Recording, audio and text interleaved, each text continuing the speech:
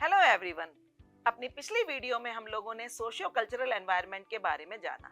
हमने जाना कि सोशियो कल्चरल एनवायरनमेंट किस तरह से बिजनेस डिसीजंस पर असर डालता है।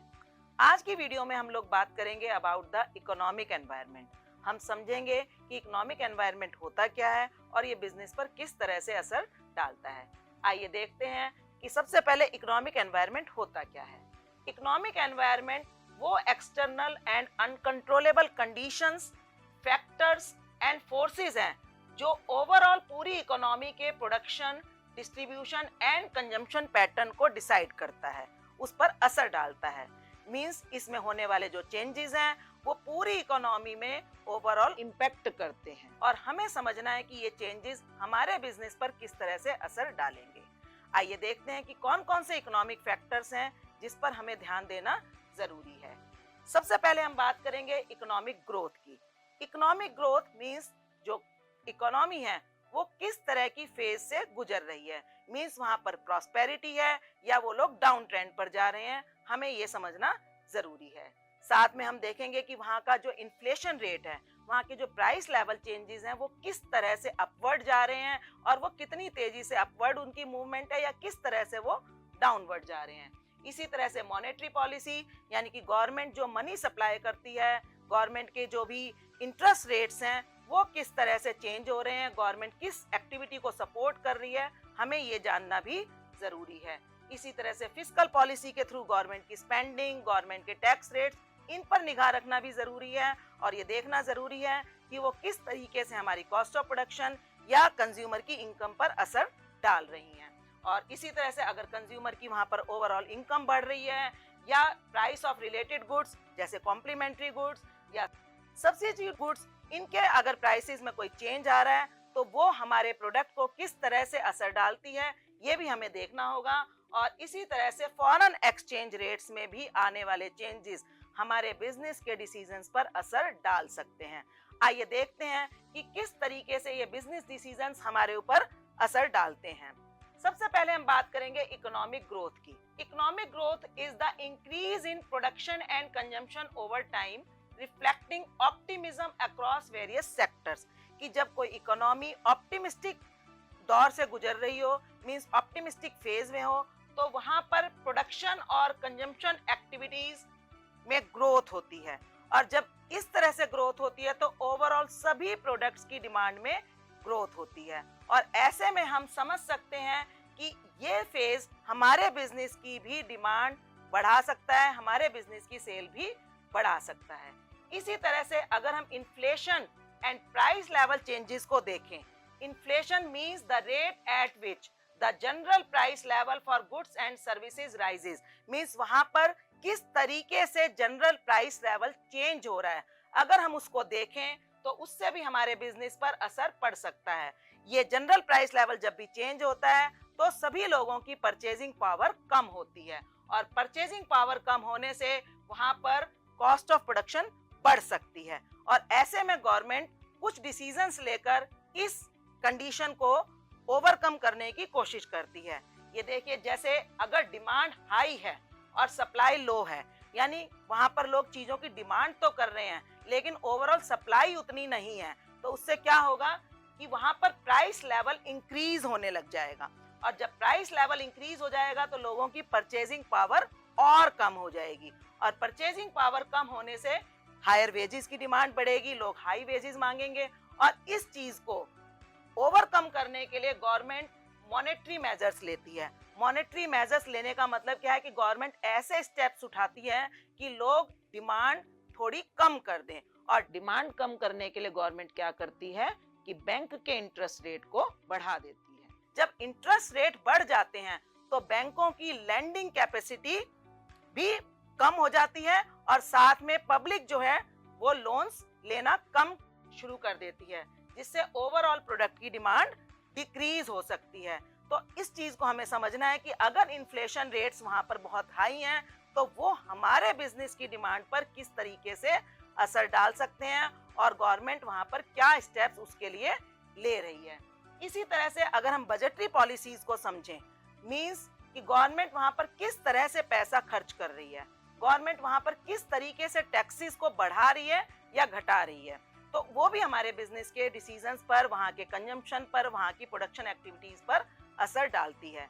जैसे अगर टैक्स रेट चेंज हो जाए, टैक्स रेट चेंज हो जाए, मान लो वहां पर टैक्स रेट्स इंक्रीज हो जाते हैं, चाहे वो डायरेक्ट टैक्स हो या वो इनडायरेक्ट टैक्स हो, तो उससे लोगों की डिस्पोजेबल इनकम यानी कि उनकी परचेजिंग कैपेसिटी, उनकी परचेज करने के लिए इनकम जो है कम हो जाती है। और जब इनकम कम होती है तो उससे उनका कंजम्पशन एक्टिविटीज में गिरावट आती है और प्रोडक्ट्स की डिमांड घटने लगती है। इसी तरीके से अगर गवर्नमेंट कुछ पब्लिक प्रोजेक्ट्स पर पैसा खर्च कर रही है, गवर्नमेंट अपनी स्पेंडिंग्स बढ़ा रही है, तो इससे क्या होगा कि कुछ लोगों की इनकम बढ़ने लग जाएगी। ओवरऑल जो पब्लिक की इनकम बढ़ेगी, उनके पास जब परचेजिंग पावर आएगी तो वो लोग भी प्रोडक्ट की डिमांड को बढ़ा देंगे, उनकी कंजम्पशन एक्टिविटीज बढ़ जाएंगी और हमें ये देखना है कि हमारे प्रोडक्ट की एक्टिविटीज पर क्या असर पड़ेगा। इसी तरीके से हमें मॉनेटरी पॉलिसीज को समझना जरूरी है। मॉनेटरी पॉलिसीज जिसके अंदर किसी भी कंट्री का सेंट्रल बैंक मनी सप्लाई को कंट्रोल करता है।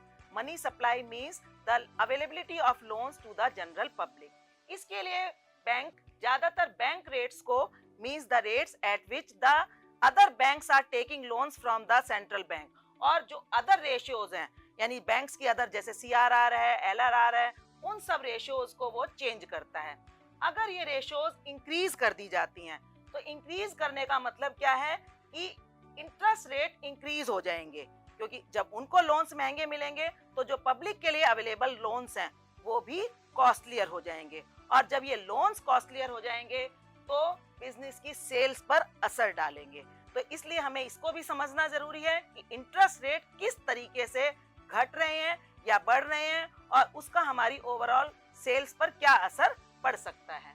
इसी तरीके से हमें समझना है कि वहाँ के जो कंज्यूमर्स हैं उनकी इनकम इंक्रीज हो रही है या डिक्रीज हो रही है, क्या फैक्टर्स हैं जो कंज्यूमर्स की इनकम पर असर डाल रहे हैं।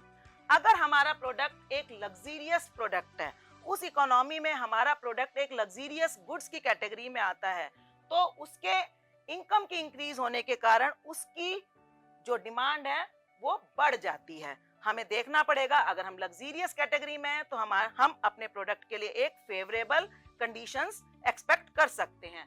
इसी तरह से अगर हम एक नेसेसिटी प्रोडक्ट की कैटेगरी में आते हैं तो इनकम का हमारे प्रोडक्ट की सेल पर कोई असर नहीं पड़ता। तो इन चीजों को भी हमें समझना जरूरी है। इसी तरीके से अगर हम रिलेटेड गुड्स की प्राइसेस को देखें, related goods means substitute goods या complementary goods. Substitute goods means the goods which can be used in place of another goods, जैसे चाय और कॉफी, कि अगर चाय की जगह कॉफी का यूज किया जाए तो वो चीज हमारी एक सब्स्टिट्यूट गुड्स कहला सकती है।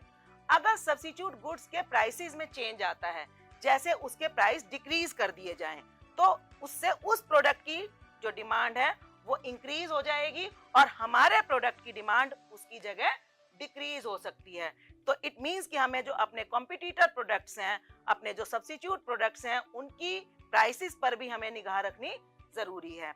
इसी तरीके से होते हैं कॉम्प्लीमेंट्री गुड्स, ऐसे गुड्स जो हो सकता है हमारे प्रोडक्ट के साथ उस प्रोडक्ट को खरीदना या उसको यूज करना बहुत जरूरी हो, जैसे कार और petrol. Petrol is the complementary product for the car.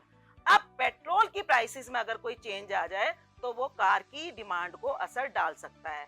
अगर उसकी प्राइसेस इंक्रीज हो जाएं, हमारे जो प्रोडक्ट का कॉम्प्लीमेंट्री प्रोडक्ट है उसकी प्राइसेस इंक्रीज हो जाएं, तो उससे उस प्रोडक्ट की डिमांड डिक्रीज होगी, उसमें गिरावट आएगी और उसके कारण हमारे प्रोडक्ट की डिमांड भी डिक्रीज हो सकती है। तो इसका मतलब क्या हुआ कि हमें सब्स्टिट्यूट प्रोडक्ट और अपने कॉम्प्लीमेंट्री प्रोडक्ट की प्राइसेस पर भी एक निगाह रखनी जरूरी है, ताकि हम अपने बिजनेस की ओवरऑल डिमांड को फोरकास्ट कर सकें।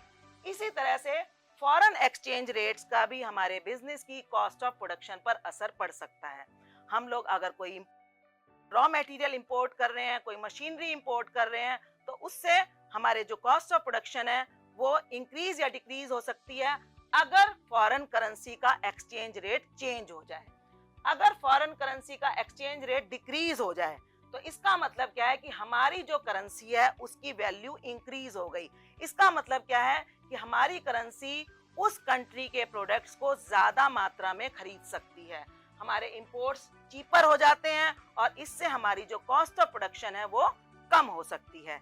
इसी तरीके से अगर फॉरेन करेंसी एक्सचेंज रेट बढ़ जाए, बढ़ने का मतलब क्या है कि हमारी जो करेंसी की परचेजिंग कैपेसिटी है वो कम हो जाए, हमारी करेंसी की वैल्यू कम हो जाए, इससे हमारे लिए इंपोर्ट्स कॉस्टलियर पड़ जाएंगे और कॉस्टलियर होने से कॉस्ट ऑफ प्रोडक्शन हमारी बढ़ जाएगी और इससे हमारी सेल्स पर और हमारे प्रॉफिट मार्जिन्स पर असर पड़ सकता है।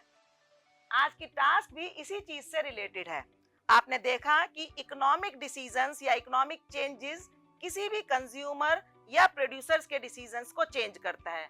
आज की टास्क में आपको अपने पेरेंट्स से पता लगाना है, उनसे पूछना है कि किस तरीके से आज जो इंटरेस्ट रेट्स इंक्रीज हो रहे हैं वो उनके परचेजिंग डिसीजंस पर किस तरह से असर डाल रहा है।